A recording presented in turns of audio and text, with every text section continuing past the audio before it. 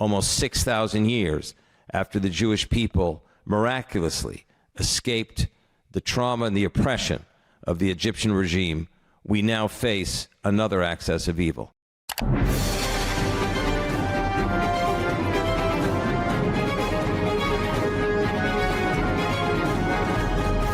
Welcome back to another episode of Israel Under Fire. I'm Dan Diker, president of the Jerusalem Center for Public Affairs, and today we're talking trauma, the trauma of the Iranian regime and its terror proxies.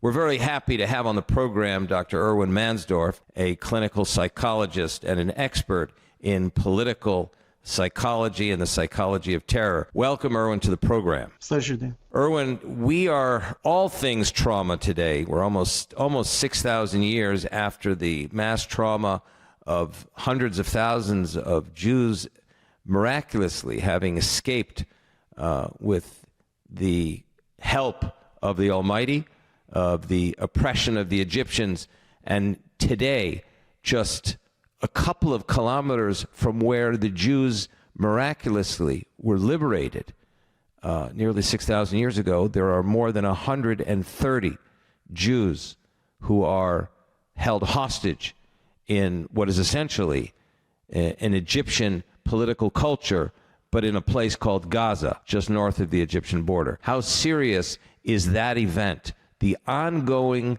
hostage situation in Gaza, for the national trauma of the Jewish people in the land of Israel, Irwin? Well, I think it's a modern reincantation of the saying of let my people go.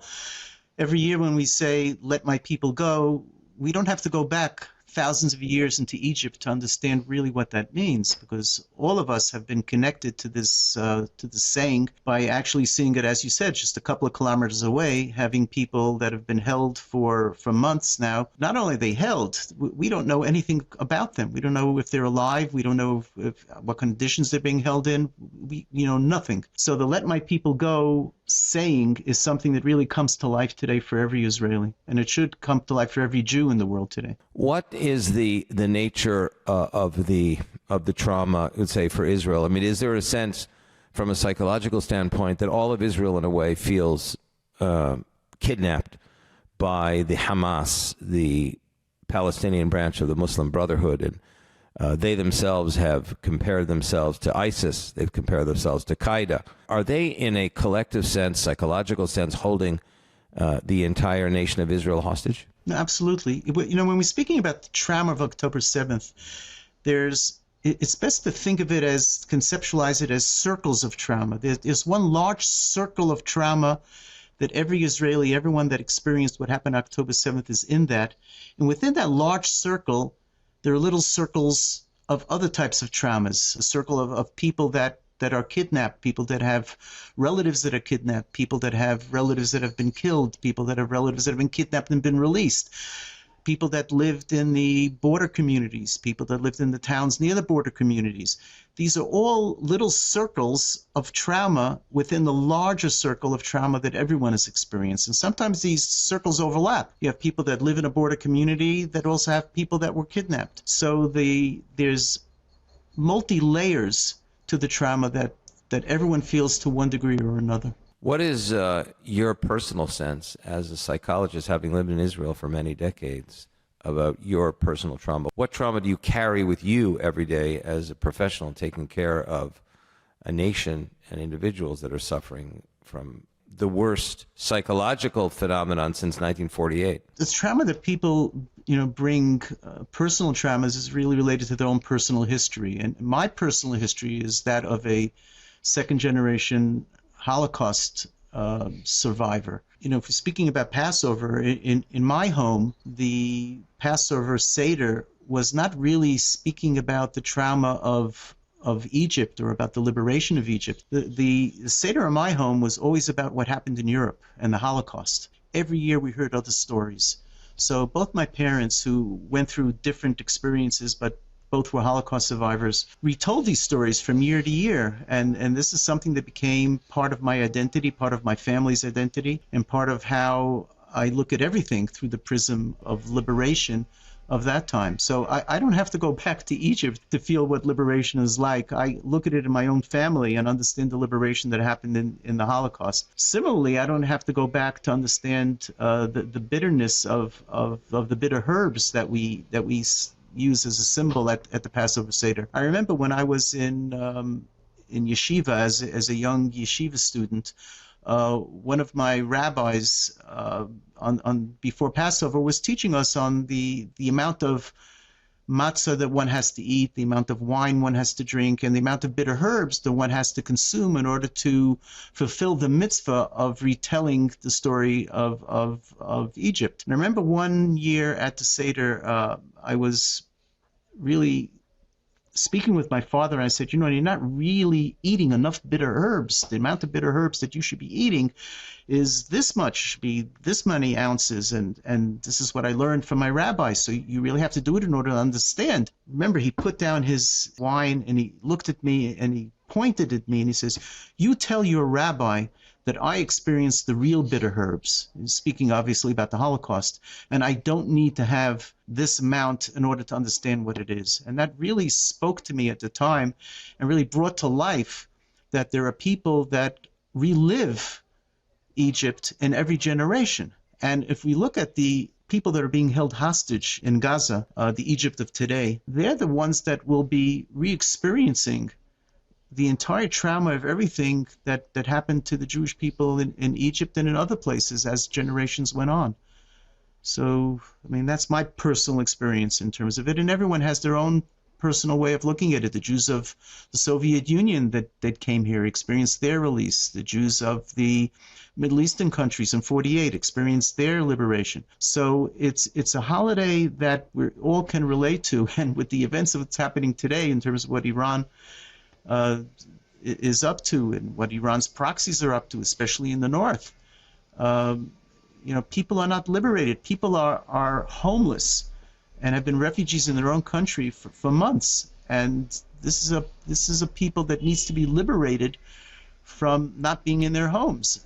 As the Seder Haggadah tells us that in every single generation, they stood up to destroy us, and God delivered the Jewish people from their hands. Now we're going to talk about in the next segment is the trauma, not of the past, but the trauma of the future. And the major trauma there is not what happened, but it's those hours before the attack happened as to what could happen. Welcome back to Israel Under Fire. I'm Dan Diker. I'm here with Dr. Irwin Mansdorf, political psychologist and an expert in the psychology of terror. Irwin, the trauma of the future, if you will, an anxiety-inducing moment for the nation of Israel when the Iranian regime launched a massive, coordinated barrage, not only of missiles and killer drones towards Israel, but they, in an extraordinary and unprecedented act, indicated that they would be coming in a matter of hours. That type of forecasting creates another sense of trauma, does it not? Absolutely. It's the lack of information. We don't know what's going to be. And the lack of information is sometimes worse than having information.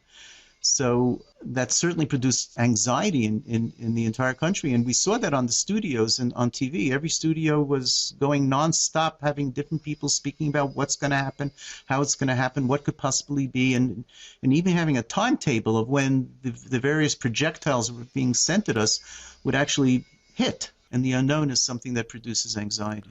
To what extent is the unknown amplified by technology of today? You know, when you became a young psychologist a number of decades ago, the cell phone that can mobilize cognition, can mobilize peoples. I'm talking about an entire world. 7 billion people can be mobilized.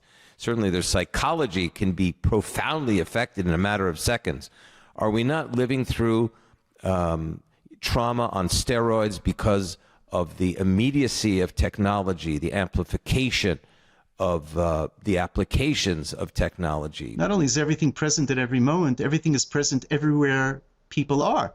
There are people that weren't in Israel that were following this live as it was happening, and were experiencing the same or similar trauma that somebody in Israel was experiencing. I recall going back to 9/11 when I was involved in something called Project Liberty in New York, which was the post 9/11 trauma rehabilitation effort that was launched by the United States, and I was invited to be a consultant on that. I remember dealing with some people there, and I had one person that I dealt with that was watching the planes fly into the World Trade Center while he was in London, and his reaction was the same reaction as anyone that was in New York. This was a New Yorker in London watching this on TV, and he was experiencing it. So I am sure that there were people around the world, people that identify with Israel, certainly Jewish people, that were watching this and feeling as if they're going through this themselves. So it's interesting, we spoke a little bit before about the Haggadah, and one of the lines in the Haggadah is that every Jew has to feel as if he himself or she himself went out of Egypt. And this is something that technology really brings that to life today, because everyone is able to feel just like somebody who's sitting in Israel by watching this unfold as it happens. So you're really talking about the democratization of mass psychology. This is a phenomenon we just haven't known in the past, and it essentially fuses past, present, and future. Yeah, and it's one of the negative things about democracy, because people that are not in the know and people that don't know, sometimes you'll hear people say, I don't want to know. I don't want to wake me up when it's over. And this is something because of the, as you said, the cell phone and the personal devices, no one is able to wake up when it's over. We see this as it's happening. And for many people, it might be better to wake up when it's over. When we saw the Israeli Air Force on April the 14th knocking down hundreds of these ground-to-surface missiles and killer drones, there was this momentary sense of relief.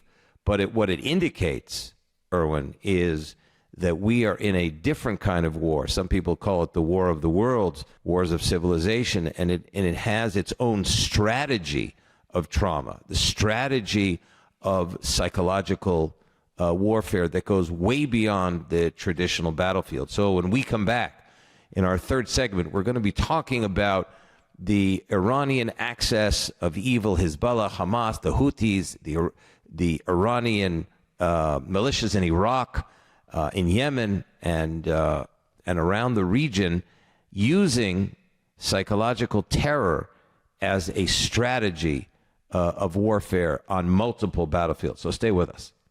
Welcome back to Israel Under Fire. I'm Dan Diker. I'm here with Dr. Irwin Mansdorf, one of the world's leading experts in the psychology of terror and trauma. Irwin, the strategy of the Iranian regime, otherwise known as the Islamic Republic of Iran, has been for decades and continues to be to terrorize the enemy, not only through actual physical terrorism, but through a war of perception and influence. We know that language from the former Soviet regime, even millennia before, but the Soviets and then the Nazis sanctified and cemented, if you will, the psychology of terror that even goes beyond the traditional battlefield. What they're trying to do is trying to work on our heads and trying to, as in the language of the common people, to psych us out.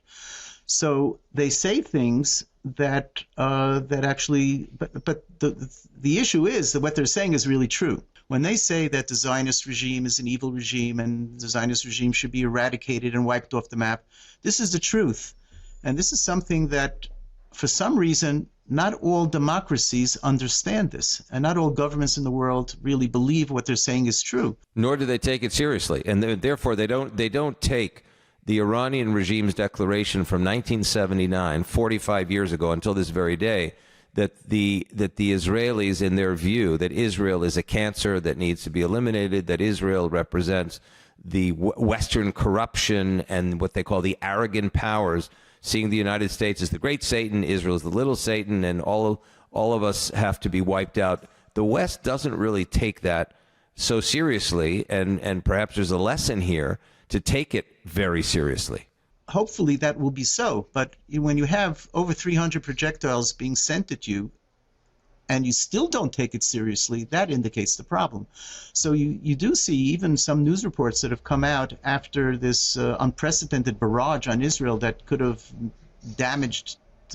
made tremendous damage, people saying that this was all a setup. And you find even in mainstream publications saying that this was all set up, it's all on cue, and it really was not meant to produce any damage. But it's hard really to sit on the receiving end of 121 ballistic missiles and to say, well, they really didn't mean it. But that's the message and the mantra that's being repeated out there. And if it was taken seriously, I think we would have seen a different response in terms of the world reaction to this. What response do you think we would have seen? I think we would have seen, well, to just take a look at the UN Security Council. Did we have an emergency meeting of the Security Council? Did we have people bouncing all over Iran and demanding that their missile program be... But one could ask, why does Iran have such an offensive missile capability? What are they trying to do with it? Who's threatening Iran in the world? So those are the questions that are not being asked. And it's almost taken for granted that Iran's enmity for Israel is almost natural. And it's something that I think it's important to really get the message out there and to demand that Iran has accountability for their anti-Israel, anti-Semitic actions that are not, I mean, that's the real attempted genocide. It's not what's happening in Gaza.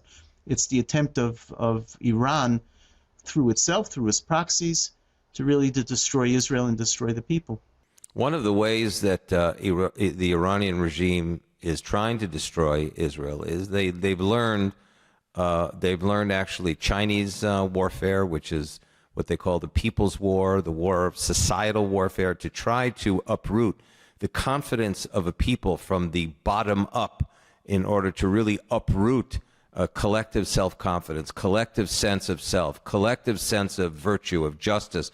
And once, in their view, they can uproot the society, the society of the nation state of the Jewish people from the bottom up, then, in their view, it would be easier to destroy us physically. And it does seem, Irwin, that the war that Israel finds itself in now since the 7th of October has been very much a societal war, one that is based on disinformation, whether it was the Ali hospital in Gaza, in which the Palestinian Islamic Jihad and the Hamas misfired rockets and immediately blamed Israel. Israel immediately apologized for something it did not do.